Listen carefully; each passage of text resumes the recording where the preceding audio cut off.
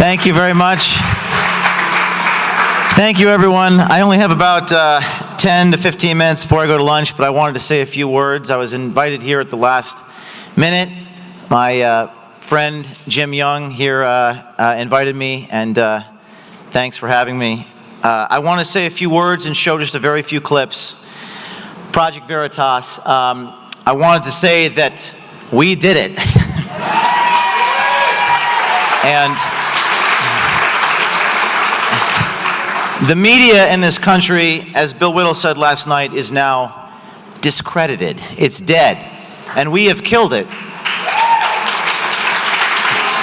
And it's been a long time coming because they put us through so much over the last 10 years. Planned Parenthood, civil lawsuits, jail, defamation, lies, slander, and now we've won. So I'm going to walk you through very quickly just some of what I think is the poignant historical moments. It all started 4 weeks ago when Twitter kicked me off. I was kicked off Twitter for releasing the videos, and out of nowhere, thousands of people sent messages to the CEO of Twitter. Thousands of people sent messages to Jack Dorsey, and they reinstated my account 36 hours later, and when they did, we had 40,000 new followers. I met Donald Trump 2 years ago. I did a story at Cornell. We went into Cornell and we said we were an ISIS club and we wanted to get money from Cornell to do it. And we released this video on Cornell Giving Day, the day when all the alumni are supposed to give money to Cornell. We had alumni stop giving Cornell and started giving money to Project Veritas. I got an email from someone from New York, from the Trump Tower, that said Donald Trump would like to meet you. This is 2 years ago. And he printed out this video and said that's Donald Trump's signature. James, great work as always. Best wishes, Donald Trump. Donald Trump was always a fan, but this is well before he ran for president. Fast forward 2 years, we release the first video. If you're there and you're protesting and you do these actions, you will be attacked at Trump rallies. That's what we know. So that's part of the process of eliciting the reaction. The whole point of it is we know that Trump's people will freak the fuck out, the security team will freak out, and his supporters will lose their shit.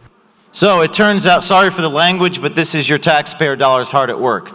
So these people were doing these awful, immoral things, illegal things, and they were working directly with and for the DNC, paid by Hillary Clinton to do them. We released video after video. Them when we were in charge too. So what we did the exact same thing.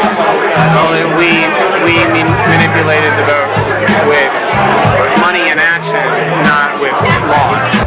It's a very easy thing for Republicans to say, well, they're busting people in. Well, you know what? We've been busting people in, you fucking asshole, for 50 years, and we're not going to stop now. We're just going to find a different way to do it. So, I mean, I grew up with that idea. You know, they used to bust people out to Iowa. Finally, we had people actually admitting what actually happens behind closed doors. This took us a year. We had 8 people embedded full-time in the Hillary Clinton campaign for 1 year. We had to set up elaborate aliases. We had to set up an offshore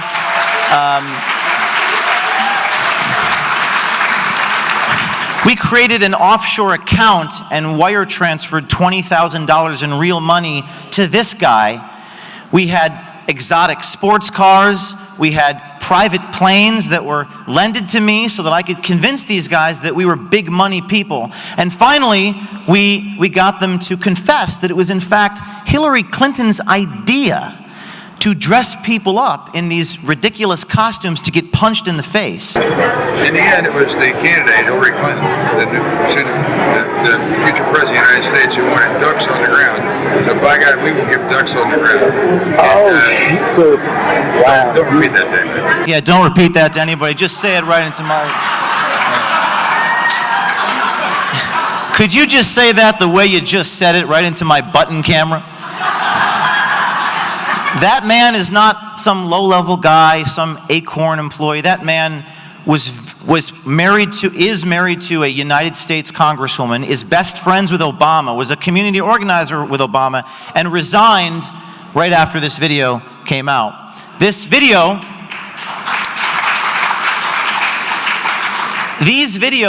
were the #1 trending, that's a beautiful sight to behold, in the world, the #1 trending video on YouTube. Every one of them was trending #1 worldwide, and that happened over the course of a week and a half. That means when people went to YouTube.com, the first thing they saw were these videos. And the reason why that is because there's just nowhere else for the citizens to go to get their information. I tried, and this is an unbelievable series of events. Before these videos came out, I worked with some media organizations, and I tried to partner with them. I will not give you their names. It's not just Fox. But I went to these companies, and I said, we got a big story. They were excited. They had everything lined up. At the last minute, they were threatened. And they spiked. In journalism, that means they didn't run the story, for fear of retaliation from a future Clinton Department of Justice. They spiked the story at the last minute, and the only people who could have done this were people without any stake in any media company. We broke these stories on YouTube, we broke them on Twitter, and after the people resigned, there was a groundswell. We had 75 million people on Twitter see these videos, 20 million people on YouTube. CNN has an audience of 1 million people, okay? Things are changing. But the traditional victory is when you do get things like this to happen on CNN. Different video emerging of a group of pro-Clinton political operatives talking about stirring up trouble and provoking violence at Trump rallies. The video comes from Project Veritas brainchild James O'Keefe, who's got a less than stellar reputation for accuracy. However, some of the things you'll hear on the tape, you see the sign? Are to ignore. Enough we're learning for one person to be fired so far, another to resign. A lot of questions being asked about the recording. Senior investigative correspondent Drew Griffin tonight. So there are people, I didn't know these people. We're in our office, and all of us, oh my God, there's people with signs in the audience and hashtag Veritas. It was a groundswell. But we have reached the tipping point in this country. I thought it wasn't going to happen, but it just happened, where the social media is now more powerful than the mainstream media. That's just the way it is. So, and then this happens. And then the White House gets asked about it, and I want you to listen very carefully to what Josh Earnest, the press secretary for, by the way, Obama was best friends with Bob Creamer. These guys were organizers together.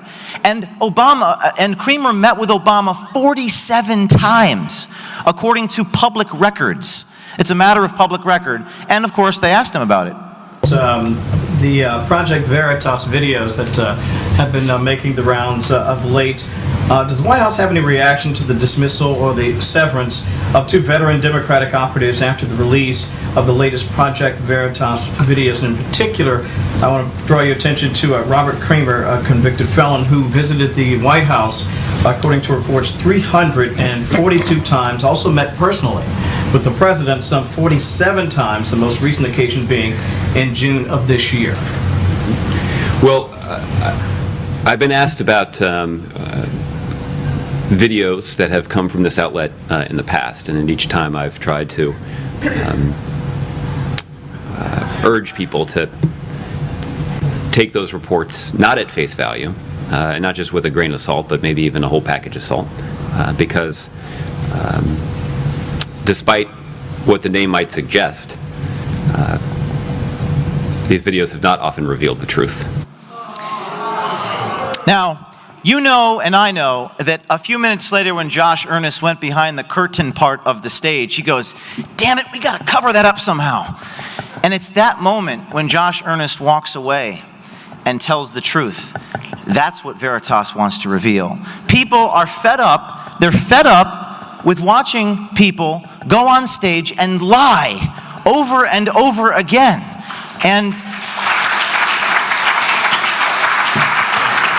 And that's why they lost, because the American people want authenticity, they want realism, and they want the truth. And these people just go on stage and say, exercise extreme suspicion with James O'Keefe. They're tired of the people lying. So then what happens? In front of 80 million people, this happens. I have a feeling how they came. I believe it was her campaign that did it. Just like if you look at what came out today on the clips, where I was wondering what happened with my rally in Chicago and other rallies where we had such violence. She's the one in Obama that caused the violence. They hired people, they paid them $1,500, and they're on tape saying, be violent, cause fights, do bad things. And I think it's her campaign. Do you see how uncomfortable she looks? So we're trending everywhere, Facebook, Twitter, YouTube, and the mainstream media is trying to cover it up. There was an extraordinary moment, and just by way of background, when I was at this debate, and I was standing there and next to Hannity, and you know, Hannity, by the way, this guy is a good guy. He had to personally call Scott Fovel himself to get a comment to see when he was fired, because nobody else would do it. He had the guts to do that, and because of Sean Hannity, this story became what it became. It takes some people in the media, sometimes they have to go around certain people to make things happen. That's what Sean Hannity did. And then there was this moment, which I just thought was incredible. Are you worried about violence? Or are supposed to, if they're found to have, you know, I know nothing about this. I'm not, you know, I can't deal with every one of his conspiracy theories, but I hope you all have something to eat and something to drink on the way back to New York. Okay? Let's go to Applebee's. Yeah, what do you think about the violence? Okay, time to get some food. So then we make the front page of the New York Times. And these reporters really must have hated writing that. But that's what we call breaking through. By the way, no one really reads the New York Times anyway, but it's still pretty cool. And it wasn't just this, it was the voter fraud. And I'm going to finish up in 1 minute. It was the voter fraud that we actually caught these elections commissioners saying that there's so much fraud, but they wouldn't say it publicly. They would only say it in private. We actually got offered Brad, we got to talk. We actually got offered Huma Abedin's ballot. Someone here, Laura Loomer. Where are you, Laura? There she is. She got offered. She dressed up in a full burqa and was offered Huma's ballot because there's no photo ID in New York City. So I'm just going to show you a couple. The media is trench warfare. This is a trench warfare. People like Veritas and Sean Hannity and other warriors are the tip of the spear. We're fighting them in the trenches. And that's what's important. CNN, Brian Stelter, hey, Jim. He calls me Jim. My program had 1.35 million TV viewers last week. Hey, Brian, our YouTube videos had 10 million views in the last 7 days. The Daily Show. James, would you be willing to produce the raw, unedited footage? You are a producer for The Daily Show. Are you willing to publish your raw videos to accompany your segments? The Washington Post selectively edited out of their article the fact that Creamer was scheduled to meet with Obama 47 times. Dave Weigel at the bottom there says, now, if you show me video from the meetings with Obama, I'll shine your Pulitzer Prize. I said, hey, Dave at the Washington Post, shouldn't this be your job? I'll never accept a bullshit Pulitzer from the corrupt media.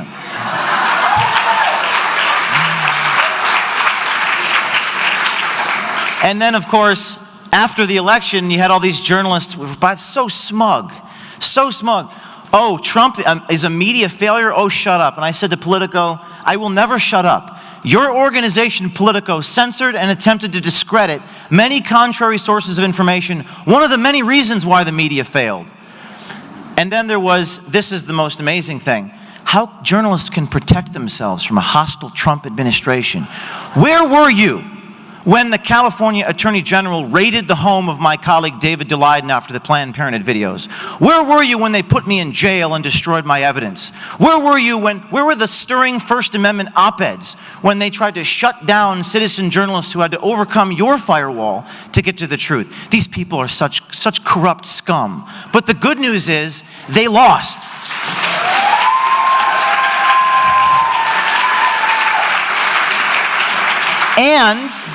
And the facts prove it. This is another one of these corrupt journalists. Quote, just a reminder that at this moment when serious journalism needed more than ever, Facebook and Google constitute 68% of all ad revenue. And I said to them, because the people left your media institutions to get to serious journalism being done on Facebook and YouTube, and you don't understand that. People are leaving the mainstream media because they want to know the truth. And then another one, go buy a subscription to the New York Times. We're going to need robust press. I said one would have more success just getting a camera and a YouTube account. So in closing, my mentor, Andrew Breitbart, God rest his soul,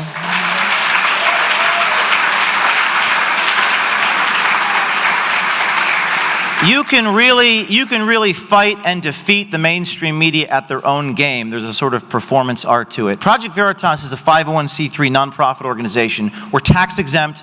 We have thousands of people who give us checks. I am crowdsource funded. I have no one who fiduciary controls me, unlike the corporate mainstream media. And we have so much work to be done. A word about courage.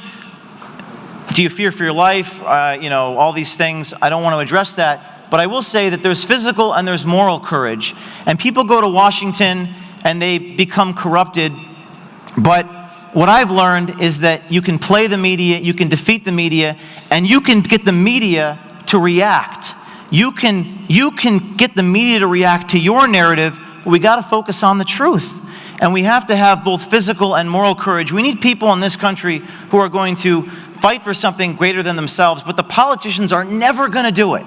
It has to be the citizens. It has to be ordinary people who do extraordinary things. My colleagues, people say, me, it was my team. 12 full-time undercover journalists risking their lives to do this. We need more people risking their lives on our soil and on this soil, because the war, as Marcus Luttrell, is not overseas. The war is in the media trenches. That's where the war is now. And we're going to have to continue that war. And thank you very much for having me.